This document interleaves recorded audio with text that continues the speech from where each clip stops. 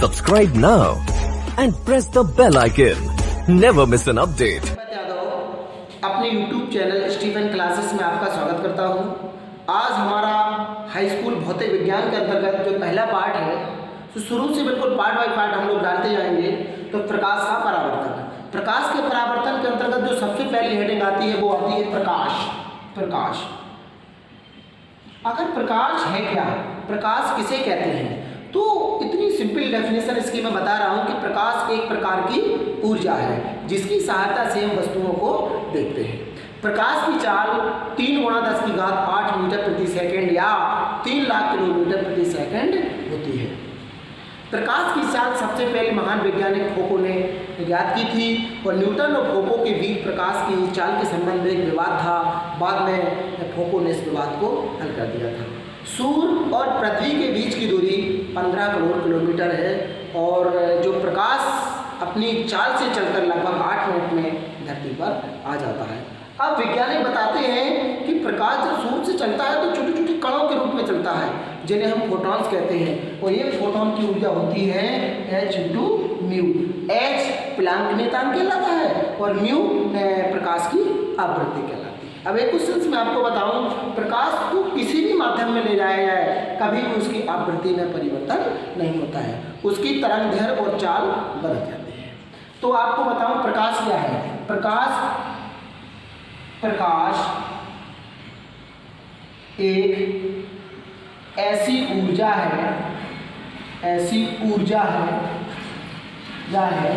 जिसकी सहायता से वस्तुओं को देखा जाता है। प्रकाश की चाल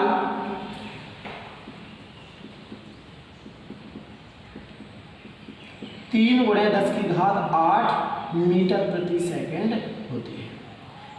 प्रकाश की चाल 3 × 10⁸ मीटर प्रति सेकंड होती है। यानी पूरे ब्रह्मांड में, दुनिया में अभी तक के रिसर्च के अनुसार प्रकाश की चाल के बराबर या इससे कोई अधिक किसी भी वस्तु या किसी भी अन्य कोई पिंड हो उसकी चाल नहीं ज्ञात कर पाई। महान वैज्ञानिक आइंस्टीन ने बताया था कि जब भी किसी वस्तु की चाल प्रकाश की चाल के बराबर हो जाएगी तो वह उस वस्तु का द्रव्यमान शून्य हो जाएगा और जिस वस्तु का द्रव्यमान शून्य होगा उस वस्तु को प्रकाश की चाल से चलाना संभव है। तो बेटा प्रकाश समझ में आ गया होगा। प्रकाश एक ऐसी ऊर्जा है जिसकी सहायता से हम वस्तुओं को देखते हैं। सूर्य से प्रकाश छोटे छोटे कणों के रूप में चलता है जिन्हें फोटोन कहते हैं और इनकी चाल 3 × 10⁸ मीटर प्रति सेकंड होती है। इसके बाद प्रदीप्त तथा अदीप्त वस्तुएं,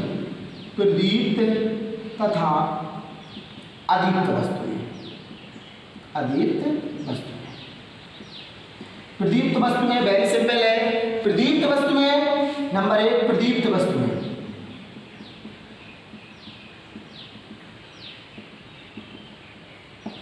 ऐसी वस्तुएं जिनमें स्वयं का प्रकाश होता है प्रदीप्त वस्तुएं कहलाती हैं। एक बार और सुन लीजिए, ऐसी वस्तुएं जिनमें स्वयं का प्रकाश होता है प्रदीप्त वस्तुएं कहलाती हैं। जैसे मोमबत्ती है, लालटेन है, बल्ब है, सूर्य है आदि वस्तुओं में स्वयं का प्रकाश होता है, इसलिए इन्हें प्रदीप्त वस्तुएं कहते हैं। ऐसी वस्तुएं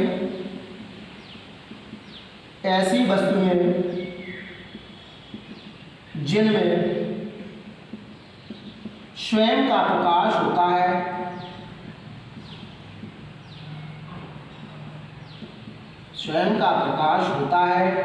प्रदीप्त वस्तुएं कहलाती हैं।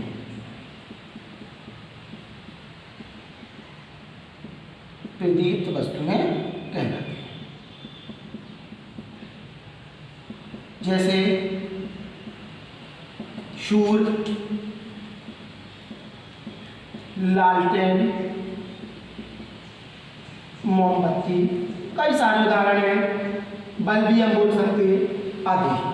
अब अदीप्त वस्तु में नंबर 2 पे आता है अदीप्त वस्तुएं।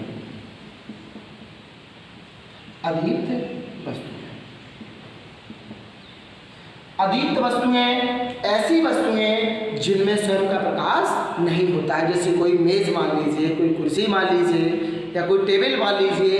लेकिन मैं आपको एक बात बताऊं जो परीक्षा में सबसे अधिक आता है कि चंद्रमा एक अदीप्त वस्तु है या अदीप्त पिंड है, उसमें अपने आप में कोई प्रकाश नहीं है बल्कि सूर्य के प्रकाश से प्रकाशित है। तो सबसे अच्छा उदाहरण है अदीप्त वस्तुओं में आपका चंद्रमा भी हो सकता है, क्योंकि परीक्षा में पूछा जाता है कि अदीप्त वस्तुएं कौन कौन सी हैं, तो कभी कभी प्रदीप्त में चंद्रमा को रख दिया जाता है, यहाँ पर विद्यार्थी गलत कर जाते हैं। तो एक बार फिर सुने, याद रखें कि चंद्रमा एक प्रदीप्त वस्तु है। तो प्रदीप्त अदीप्त भी समझ गए। अब आता है बेटा माध्यम। माध्यम माध्यम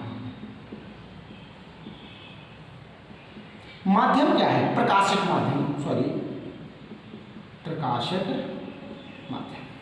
प्रकाशित माध्यम कहलाता है कि ऐसी वस्तुएं जिनमें से होकर प्रकाश गमन कर सकता है या गति कर सकता है, प्रकाशित माध्यम कहलाते हैं।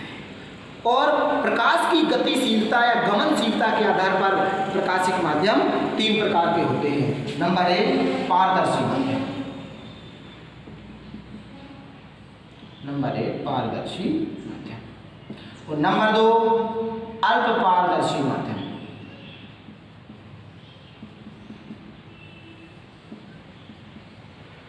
और नंबर 3 अपारदर्शी माध्यम।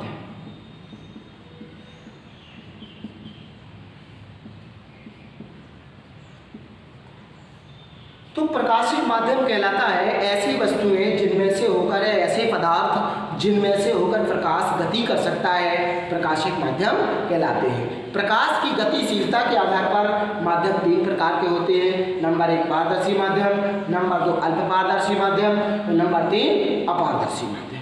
तो सबसे पहले हम सीखेंगे पारदर्शी माध्यम। तो पारदर्शी माध्यम के अंतर्गत ऐसे प्रकाशित माध्यम जिनमें से होकर प्रकाश पूर्ण रूप से आर पार निकल जाता है, पारदर्शी माध्यम कहलाते हैं। जैसे वायु, कांच आदि पारदर्शी माध्यम कहलाते हैं। अल्प पारदर्शी माध्यम ऐसे माध्यम जिनमें से होकर प्रकाश पूर्ण रूप से आर पार नहीं निकल पाता है, अल्प पारदर्शी माध्यम कहलाते हैं। जैसे कोई घिसा हुआ कांच या तेल से भीगा हुआ कागज या कोई गंदा पानी ले लीजिए, ये अल्प पारदर्शी माध्यम कहलाते हैं। अपारदर्शी माध्यम आप जानते होंगे, ऐसे माध्यम जिनमें से होकर प्रकाश आर पार नहीं निकल पाता है, अपारदर्शी माध्यम कहलाते हैं। जैसे कोई मोटी दीवार हो गया, मेज हो गया, कोई कुर्सी है, कोई ठोस वस्तुएं हैं, इनमें से प्रकाश आर पार नहीं निकल पाता है, तो इन्हें अपारदर्शी माध्यम कहते हैं। तो प्रकाशित माध्यम के अंतर्गत माध्यम 3 प्रकार के होते हैं, पारदर्शी, अपारदर्शी और अल्प पारदर्शी। अब इसके पश्चात जो हमारा टॉपिक आएगा वो है प्रकाश की किरण। तो बेटा प्रकाश की किरण,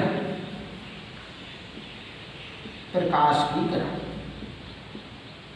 किरण, इसके लिए एक सिंपल सी परिभाषा है कि जब प्रकाश किसी एक बिंदु से दूसरे बिंदु तक एक सीधी रेखा में चलता है तो उसे प्रकाश की किरण कहते हैं। जब प्रकाश किसी एक बिंदु से दूसरे बिंदु तक एक सीधी रेखा में चलता है तो उसे प्रकाश की किरण कहते हैं।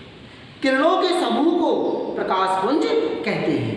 किरणों के समूह को प्रकाश पुंज कहते हैं। और प्रकाश पुंज 3 प्रकार के होते हैं। नंबर 1 अभिसारी प्रकाश पुंज,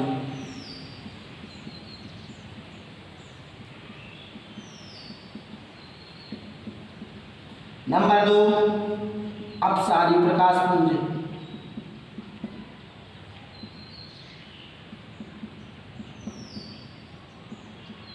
नंबर 3 अभिसारी प्रकाश पुंज, अपसारी प्रकाश पुंज, नंबर 3 समांतर प्रकाश पुंज।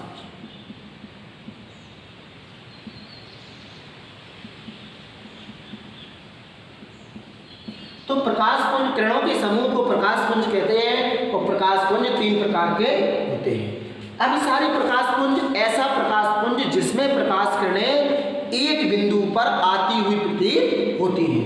ऐसा प्रकाश पुंज जिसमें प्रकाश किरणें एक बिंदु पर आती हुई प्रतीत होती है। जैसे बेटा ये है, तो इसमें सभी किरणें एक बिंदु पर आती हुई प्रतीत हो रही है, इसलिए इस प्रकाश पुंज को अभिसारी प्रकाश पुंज कहते हैं। अब अपसारी प्रकाश पुंज ऐसा प्रकाश पुंज जिसमें प्रकाश किरणें किसी बिंदु से जाती हुई प्रतीत होती है, अर्थात ये तीर का निशान हमें ऊपर की तरफ लगा दे जाना है तो अभिसारी प्रकाश पुंज अपसारी प्रकाश पुंज बन जाता है। जैसे ये है तो इसमें तीर का निशान कहाँ से होगा, ऊपर की ओर होगा, तो ये अभिसारी ना होकर कौन सा प्रकाश पुंज कहलाएगा, अपसारी प्रकाश पुंज कहलाता है। अपसारी प्रकाश पुंज।